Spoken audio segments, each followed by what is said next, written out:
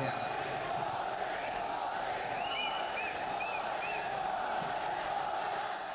કેમ છો બધા? તબિયત પાણી કેમ છે? આ વખતે ગરમી જરા વહેલી પડવા માંડી છે.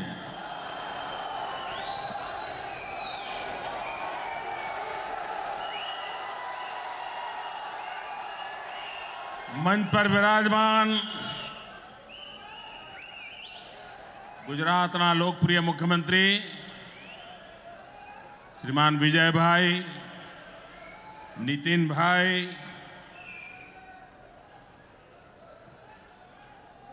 શ્રી બાબુભાઈ બોખરિયા,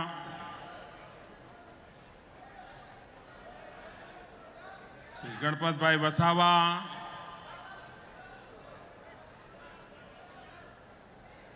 અને આજે સુમૂલ ડેરીના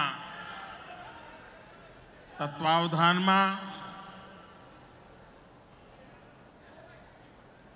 આપ સૌને મળવાનું સૌભાગ્ય મળ્યું છે. એના નિમિત્ત મારા યુવાન સાથી ભાઈ રાજુ પાઠક,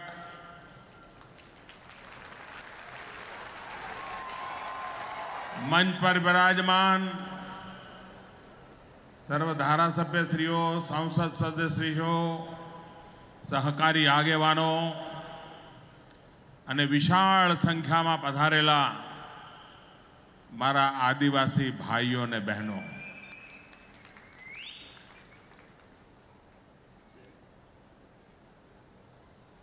આ વ્યારામાં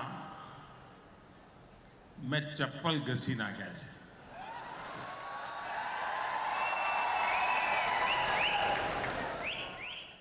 સ્કૂટર પર આવતો ક્યારેક ખભા પર થેલો ભરાવીને બસમાં ઉતરીને ચાલતો ચાલતો જવું. અનેક વર્ષોથી આ વિસ્તારમાં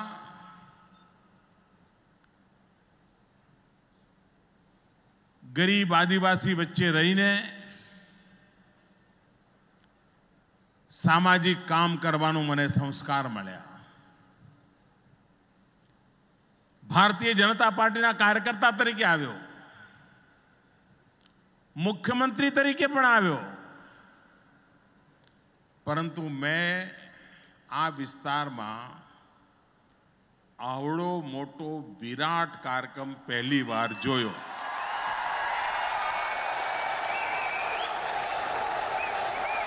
મારી નજર જ્યાં પહોંચે માથા જ માથા દેખાય છે.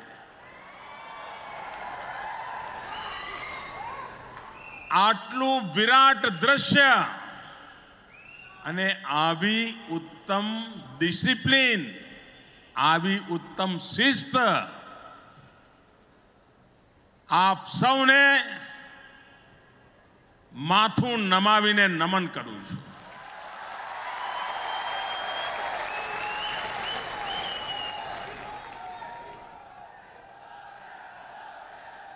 આપ સૌ તો અહીંયા મને આશીર્વાદ આપી રહ્યા છો, લાખોની સંખ્યામાં આવીને આશીર્વાદ આપી રહ્યા છો, પરંતુ હું અનુભવ કરું છું કે આ વિસ્તારના 11 લાખ,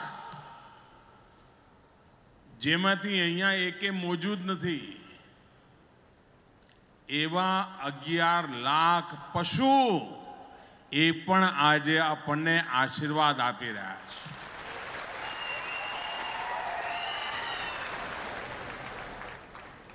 આજની આ મારી વેળા હું એ 11 લાખ પશુઓને સમર્પિત કરું છું. આજે પશુદાન દ્વારા પશુઓને ઉત્તમ આહાર, આનાથી મોટી સેવા કઈ હોઈ શકે?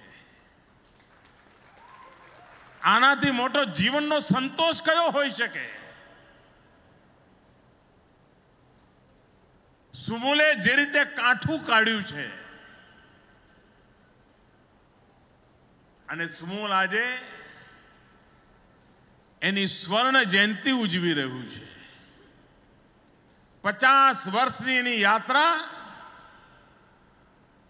એણે અહીંના આર્થિક જીવનને બદલી નાખ્યું છે.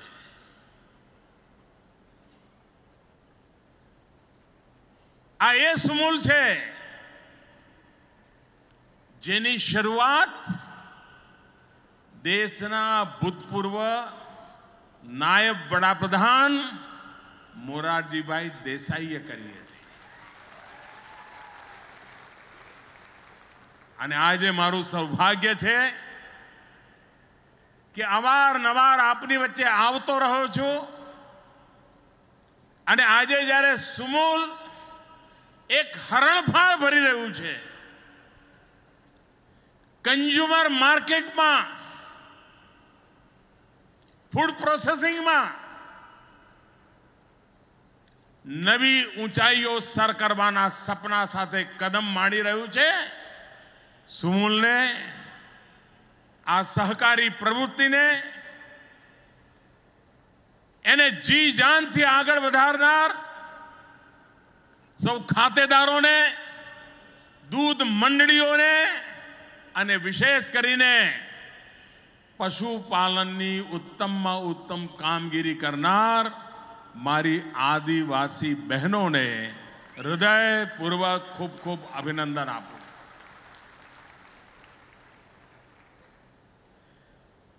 આદિવાસી વિસ્તારનો વિકાસ કેવી રીતે થાય, આદિવાસીના જીવનમાં ક્વોલિટી ઓફ લાઈફમાં બદલાવ કેવી રીતે, એની પરંપરાગત જીવન પરંપરાઓનું રક્ષણ થાય, સાથે સાથે વિકાસના એના સપના સાકાર થાય, એની ઉત્તમ વ્યૂહરચના, ઉત્તમ રણનીતિ ઉમરગામથી અંબાજી સુધી સમગ્ર આદિવાસી પટ્ટામાં આપણે કરી બતાવી છે. અને દેશના વિદ્વાનો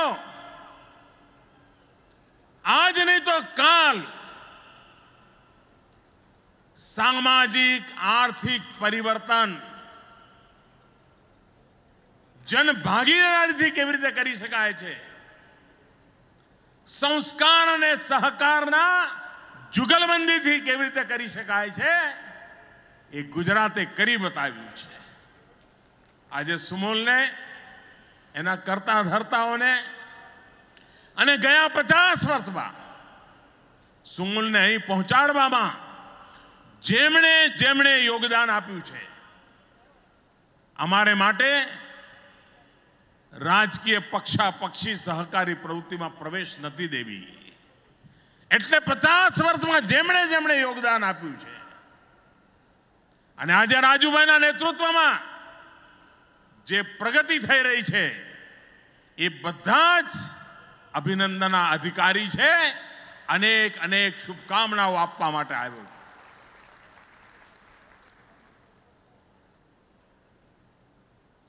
આજે મારે એક મહત્વપૂર્ણ જાહેરાત પણ કરવી છે.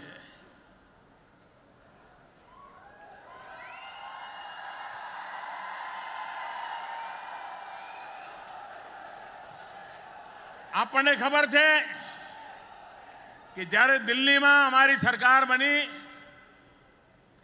હજુ તો અઠવાડિયું નહોતું થયું, વિજયના જે ફુલહાર હતા એ હજુ કરમાયા નહોતા. અને જેમને અમે ગમતા નહોતા એમને તો હજુ નથી ગમતા. એમણે કાંગા રોળ મચાવી દીધી હતી. દાળના ભાવ, દાળના ભાવ, દાળના ભાવ. ગરીબની દાળ ગઈ, ગરીબને દાળ ખાવા. બધું અમને વારસામાં મળ્યું હતું ભાઈ, પણ અમારા માથે પડ્યું. અને એ વખતે મેં દેશના લોકોને વિનંતી કરી હતી કે આપણે ખાસ કરીને જે તુવરની દાળ ખાઈએ છીએ, દુનિયામાં ખૂબ ઓછી જગ્યાએ તુવરની વાવેતર છે. દુનિયા આખામાંથી ખરીદીએ તો જોઈએ એટલું આપણને સમયસર મળે નહીં. અને ઘણીવાર મળે તો આપણે ત્યાં બહેનો કે આનો દાણો જરા આવો છે, આ પાણીમાં ચડે છે, આ પાણીમાં નથી ચડતું, એટલે વળી પાછું બધું અટકી જાય.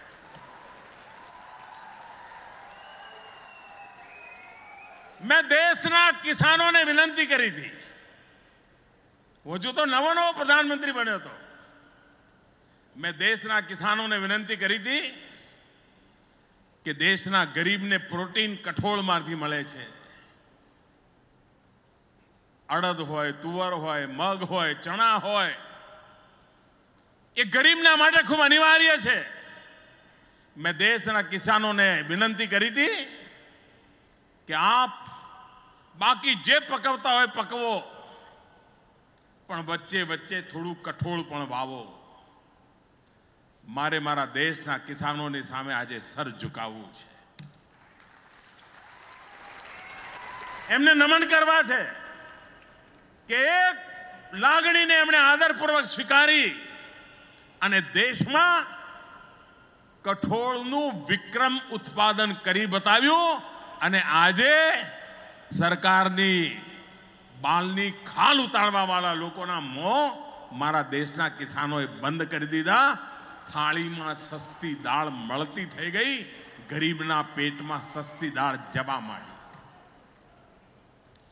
ગયે વર્ષે વરસાદ મોડો થવાને કારણે ખેતીનું આખું ટાઈમ ટેબલ વિલંબિત થયું હતું અને પરિણામે કઠોળના ઉત્પાદનમાં પણ સમય ગયો. અને આપણે મિનિમમ સપોર્ટ પ્રાઇસથી, ટેકાના ભાવથી પહેલીવાર દેશમાં કઠોળ ખરીદવાનો નિર્ણય કર્યો. પરંતુ ખેડૂતોએ મારા ધ્યાનમાં મૂક્યું કે સાહેબ આ ખરીદી 15મી તારીખે બંધ થવાની છે, હજુ થોડો અમને ટાઈમ જોઈએ, કારણ કે બધું ટાઈમ ટેબલ મોડું થયું છે. નાફેડ 15મી તારીખ સુધીમાં બંધ ના કરે, કંઈક કરી આપો. આજે હું દેશના અને ગુજરાતના ખેડૂતોને કહું છું કે સરકારે 1 સપ્તાહ ખરીદીનો સમય વધારી દીધો છે. હવે ખેડૂતોએ મૂંઝાવાની જરૂર નથી. આપનો પાક હજુ પણ તૈયાર થવામાં થોડો વિલંબ હોય, પહોંચાડવામાં વિલંબ હોય, તો આપને એનો લાભ મળશે, જેથી કરીને કઠોળની પેદાવાર કરનાર ખેડૂતોને કોઈ મૂંઝવણ નહીં થાય. અને એની ચિંતા કરવાની જવાબદારી સરકારની છે. એનો એક ફરીવાર વિશ્વાસ આ નિર્ણયથી આપણે પ્રતિપાદિત થશે. કારણ ગરીબના ઘરમાં એની થાળીમાં એને ઉત્તમ પ્રકારનું પ્રોટીન પ્રાપ્ત કરવા માટે કઠોળ ખાઈ શકે, એના માટે સરકારે આ બીડું ઉઠાવ્યું છે. મારા ખેડૂત ભાઈઓએ એ બીડું ઉપાડી લીધું છે અને સરકાર એને પુરસ્કૃત કરવા માટેની વાતને આગળ વધારવા માટે કૃતસંકલ્પ છે. ભાઈઓ બહેનો, આજે 958 કરોડ રૂપિયાની પાણીની યોજના આગળ ધપાવવાનો શિલાન્યાસ થયો છે. તમે જ્યારે એની ફિલ્મ બતાવતા હતા, તમે જોઈ હશે, એમાં કહ્યું છે કે આ પાણી નીચેથી ઉંચકીને 118 મીટર ઊંચાઈએ લઈ જવાશે અને ત્યાં પહોંચ્યા પછી ખેતરો સુધી નીચે પાછું આવશે. ઉપર જાય એટલે ભાઈ પાછું પહોંચાડવાનું સહેલું પડે.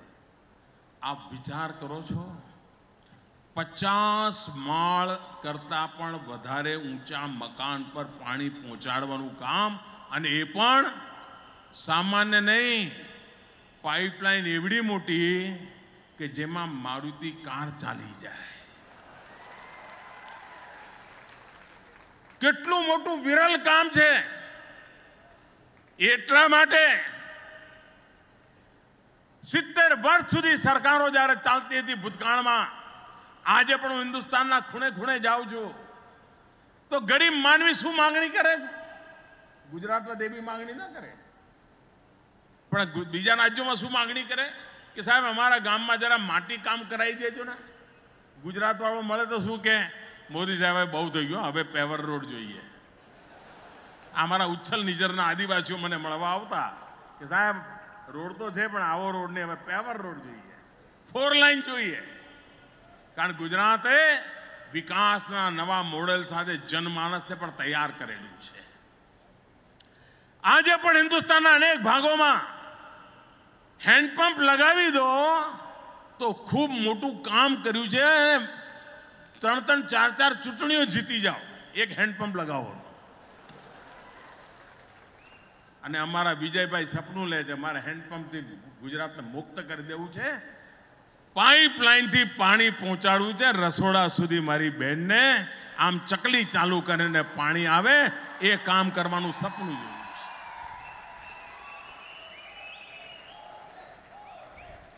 છે. એક આધુનિક હિન્દુસ્તાન બનાવવું હોય તો કેવી રીતે બનાવાય? વ્યક્તિના જીવનમાં બદલાવ કેવી રીતે લાવવો, એની આવશ્યકતાઓની પૂર્તિ કેવી રીતે થાય, એની દિશામાં કામ ઉપાડ્યું છે. આજે સુમૂલ પાસે આવ્યો છું ત્યારે એક ડેરી અને ખેડૂતોનું મળીને કેટલું મોટું આર્થિક રિવોલ્યુશન કરી શકાય છે આપ કલ્પના કરો. અને હું ઈચ્છું, અમારા રાજુ જરા પ્રયોગશીલ પણ છે એટલે તો કરશે પણ ખરા. હું કहीं જઈશ ત્યાં તો મને દિલ્હીમાં આવી જશે, સાહેબ કરી દીધું. ઝડપી કામ કરવાની ટેવ છે એની. માની લો કે 10 ગામ આપણે પકડીએ અને 10 ગામમાં ખેડૂતો એની ખેતરની વાડ પર સોલાર પેનલ લગાવે અને સૂર્ય ઉર્જા પેદા કરે, સૂરજમાંથી વીજળી, અને એ વીજળી પોતાને જરૂર એટલી વાપરે, વધારાની ગુજરાત સરકાર ખરીદે. તમે મને કહો કે સહકારી પ્રવૃત્તિથી જેમ દૂધ ઉત્પાદન થાય છે એવી જ રીતે સૂર્ય શક્તિ દ્વારા વીજ ઉત્પાદન થઈ શકે કે ન થઈ શકે? ખેડૂતોને વીજળીનું ભારણ બંધ થાય કે ન થાય? અને દેશને વિદેશોથી જે પેટ્રોલિયમ ચીજો લાવવી પડે છે એમાં ઘટાડો કરી શકાય કે ન કરી શકાય? દક્ષિણ ગુજરાતમાં પહાડો પણ છે, ઉત્તમ પ્રકારના કુદરતી જંગલી ફળફૂલ પણ છે, મધનું ઉત્પાદન, ઉત્તમ પ્રકારના મધનું ઉત્પાદન આપણા ખેડૂતો દૂધના ઉત્પાદન સાથે કરી શકે. બહેનોને મધ ઉત્પાદનની ટ્રેનિંગ મળે અને દૂધ લેવા માટે જે ગાડી જાય એ મધ પણ જોડે જોડે લેતી આવે, એનું પેકેજિંગ થાય, એનું બ્રાન્ડિંગ થાય અને દુનિયામાં સુમૂલનું મધ પણ કેવી રીતે વેચાતું થાય એમની અતિરિક્ત આવક. 10-12 ગામડાઓનું ક્લસ્ટર, એ 10-12 ગામનું બધું ગોબર એક જગ્યાએ ભેગું થાય. જેમ દૂધ ભેગું થાય છે એમ ગોબર ભેગું થાય, છાણ ભેગું થાય, ગામનો કચરો ભેગો થાય, એમાંથી ગેસનું ઉત્પાદન થાય અને ગેસ આ 10 ગામના ઘરોમાં વાપરવા માટે આપવાની વ્યવસ્થા થાય અને એમાંથી પણ ઉપજ થાય. કોઓપરેટિવ ધોરણે એટલા બધા નવા પ્રોજેક્ટ આપણે લઈ શકીએ જેના કારણે સુમૂલ કેન્દ્રવર્તી રહીને અહીંના આખા જીવનને કેવી રીતે બદલી શકે એના પાયલોટ પ્રોજેક્ટ શરૂ કરવા જોઈએ. અને જો સફળતા મળે તો પછી એને સ્કેલેબલ કરીને એનો વિસ્તાર કરવો જોઈએ. આપણે ગુજરાતમાં સિંચાઈના પાણી માટે પાણી સમિતિઓની બનાવવાની કલ્પના કરેલી છે. ખેડૂતોની પાણી સમિતિઓ હોય, સહકારી ધોરણે હોય, જરૂરત પૂરતું પાણી વપરાય, પાણીનો પૂરો હિસાબ રહે,